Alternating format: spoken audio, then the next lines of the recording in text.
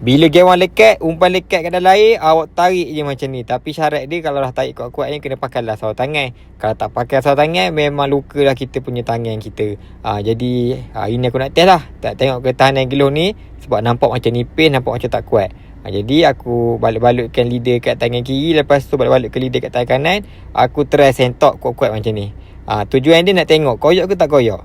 Jadi jom kita tengok keputusan dia. Jadi inilah hasil dia. Kau boleh tengok sendiri, boleh nilaikan sendiri. Okey, untuk sarung tangan ni, bila aku tarik kuat-kuat tadi, hanya tinggalkan kesan sajalah, dia tak koyak. Okey, nampak je macam nipis. Okey, yang paling penting sekali, lidah ni dia ada gerik kat tapak dia.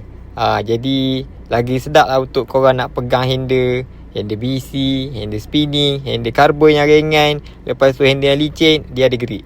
Nak buat balingan tu selesa sikit lah. Jadi yang mana rasa berminat dengan sarung tangan ni, nampak je nipis, tapi dia kuat lah, dia punya kain dia. Jadi kau boleh dapatkan sekarang. Kalau aku pakai benang, mungkin dia akan lebih banyak lah kesan pada geloh ni kalau aku tarik macam tadi.